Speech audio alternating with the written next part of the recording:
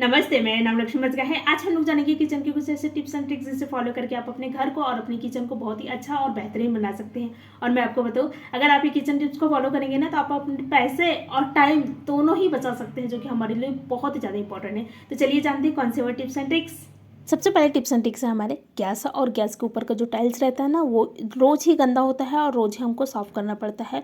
लेकिन आप रोज़ रोज़ गैस को धोना नहीं है, क्योंकि अगर आप रोज़ रोज़ गैस को धोगे तो क्या होगी, गैस में एक मतलब कि अंदर में पानी चले जाएगी और गैस जो है वो जल्दी ख़राब होने की चांसेस जो है वो रहती है। तो रोज़ रोज़ हमको धोना नहीं है, सिर्फ साफ़ करना है। तो करना क्या है, इस तरह से शैम्पू रहता है, नॉर्मली सभी के घर पे शैम्पू रहता है। तो क्या करें, शैम्पू को थोड़ा सा डाल दें, उसके बाद में एक कपड़ा ले और कपड़े से सिर्फ पोंछना है, धोना नहीं है। अगर आप रोज़ रोज़ गैस को धोगे तो मैंने पहले ही बताई कि गैस जो है वो मतलब कि इसके ब्लॉकेट्स में पानी चला जाता है और जल्दी ख़राब हो जाती है। इसलिए कम से कम वीक में 1 से 2 बार धोए गैस को। और ये जो ऊपर का रहता है ना, इसको आप घस सकते हैं, धो सकते हैं, साफ़ कर सकते हैं, इसमें कोई प्रॉब्लम नहीं है। लेकिन ये जो गैस है इसको सिर्फ पोंछना है, धोना नहीं है रोज़ रोज़। तो इन्हें मैं अच्छी तरह से पोंछ ली हूँ। देखिए आप देख रहे हैं, इस तरह से अच्छी तरह से पोंछ लेना है। उसके बाद में क्या करेंगे, ये जो कपड़ा हम लोग पोंछे हैं गैस में ना, तो उसी कपड़े को लेकर क्या करेंगे, गैस के ऊपर का जो टाइल्स रहता है वो काफ़ी गंदा रहता है, मतलब कि हम लोग फ्राई करते हैं तो काफ़ी गंदा हो जाता है। तो उसको ही क्या करना है, नीचे का टाइल्स पहले पोंछ ले, उसके बाद में जो ऊपर रहता है ना, तेल जो है वो जाता है, तो ऊपर में क्या करें, इस तरह से इसी कपड़े में साफ़ कर ले। तो ये रोज़ ही करना है, क्योंकि हम लोग को रोज़ ही गैस साफ़ करना पड़ता है।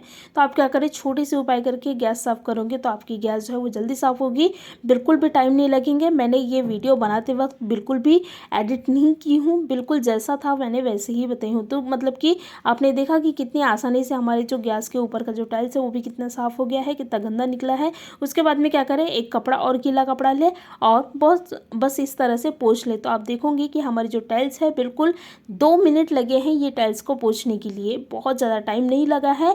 अगर आप ऐसे पोंछने जाओगे तो आपको बहुत ज़्यादा टाइम लग जाता है, लेकिन आप ऐसे पोंछोगे तो बिल्कुल भी टाइम नहीं लगेगा। तो मैंने पोंछ ली हूँ गैस के ऊपर का टाइल्स। उसके बाद में गैस को भी अच्छी तरह से इसी कपड़े से पोंछ ले, दूसरे पोर्शन से। ये देखिए इस तरह से। तो आप देखोगे कि आपको गैस पोंछने के लिए या फिर गैस साफ़ करने के लिए ज़्यादा टाइम नहीं लग रहा है, हमारा टाइम बचेगा, पैसे बचेंगे। क्योंकि भाई हम लोग ये वो बहुत सारी चीज़ें डालते हैं गैस साफ़ करने के लिए, लेकिन गैस इतनी अच्छी तरह से साफ़ नहीं होता। और आप देख रहे हैं मैंने सिर्फ कपड़े से पोंछी हूँ और मेरी गैस जो है वो एकदम चमकने लग गया है, और नीचे का टाइल्स भी चमकने लग गया है। नीचे का टाइल्स को भी इस तरह से पोंछ लें तो नीचे का टाइल्स, ऊपर का टाइल्स, इस तरह से आप गैस को जो है वो चमका सकते हैं, बिल्कुल 2 मिनट में। तो मुझे सिर्फ और सिर्फ 2 मिनट लगे हैं ये गैस को जो है वो चमकाने के लिए। तो मेरी गैस जो है वो अच्छी तरह से चमक गई है। उसके बाद में ये जो था ऊपर का, जिसमें हम सिगड़ी बोल सकते हैं गैस की, तो उसको मैंने क्या की हूँ, घस ली हूँ और इसको रख दे। तो आप देख रहे हैं मेरी जो गैस है कितनी अच्छी तरह से चमकने लग गई है। तो इस तरह से आप गैस को पोंछ सकते हैं, मतलब कि धोना तो नहीं है, लेकिन आप इस तरह से पोंछोगे तो आपकी जो गैस है इस तरह से चमकेगी। नेक्स्ट हमारी टिप्स एंड ट्रिक्स है अगेन गैस को ही लेकर। हम लोग जब गैस को धोते या फिर पोंछते हैं तो क्या करना पड़ता है, हमको इधर से उधर स्प्लिट करने पड़ते हैं गैस को। तो वो इतनी आसानी से नहीं होती। तो भाई करना क्या है, तो एक छोटे से उपाय करें। इस तरह से बॉटल के ढक्कन तो रहते ही है सभी के घर में, नॉर्मली ये जो बॉटल के ढक्कन है इस तरह से रहते हैं।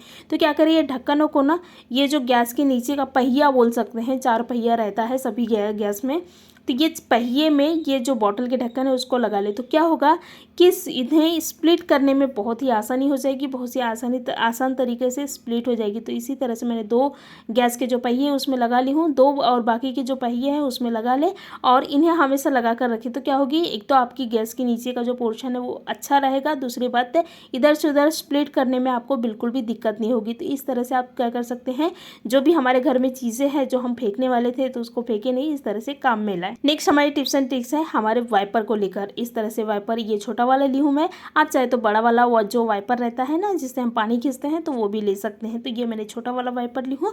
तो ये छोटे वाले वाइपर से भी आप बहुत सारी चीज़ें कर सकते हैं। तो क्या करना है, ये वाइपर लेना है, उसके बाद में हम लेंगे मोजा। नॉर्मली ख़राब हुई मोजा हमारे घर पे रहता है, कंपलसरी सभी के घर पे ख़राब हुई मोजा रहता है, और ये मोजे को हम लोग फेंक देते हैं। तो ये मोजे को फेंकना नहीं है, इसका भी आप इस्तेमाल जो है वो कर सकते हैं। तो ये मैं मोजे को ये वाइपर के अंदर में डाल दी हूँ। देखिए इस तरह से।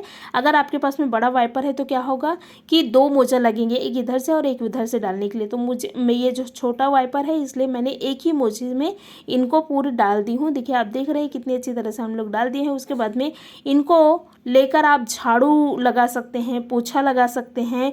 बिल्कुल अच्छी तरह से पोछा भी लग जाएगी, झाड़ू भी लग जाएगी। और जहाँ मतलब कि हमारे हाथ नहीं जाते तो ये वाइपर की सहायता से आप क्या कर सकते हैं, इनको पोंछ सकते हैं। तो आप देख रहे हैं कितना धूल जो है वो निकल रहा है। मेरे हाथ नहीं जाती थी नॉर्मली, तो मैं वाइपर से पोंछी हूँ। तो देखिए कितना गंदा निकला है यहाँ और कितनी धूल निकली है। तो ये धूल बहुत ही आसानी से साफ़ हो जाती है। तो इस तरह से आप वाइपर की मदद से क्या कर सकते हैं, एक तो पोछा भी लगा सकते हैं, झाड़ू भी लगा सकते हैं।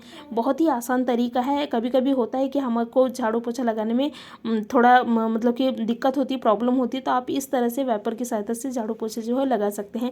जहाँ हमारा हाथ नहीं जाता वहाँ पर भी ये वाइपर जो है वो चली जाती है। जैसे कभी कभी होता है कि बेड के नीचे वगैरह में हमारे हाथ जो है वो नहीं जाती, क्योंकि काफ़ी लंबा रहता है, इतने लंबे हमारे हाथ जो है वो नहीं है।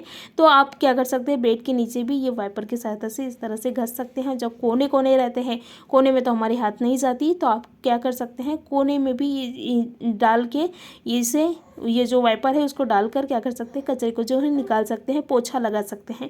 तो इस तरह से आप छोटे से उपाय करें। छोटे हैं लेकिन आपने देखा ना कितना काम का है। और आप मेरे वीडियो को कहाँ कहाँ से देख रहे हो तो प्लीज़ मुझे कमेंट करें, तो मुझे भी पता चलेगा कि मेरी वीडियो जो है वो कहाँ तक पहुँच रही है। धन्यवाद।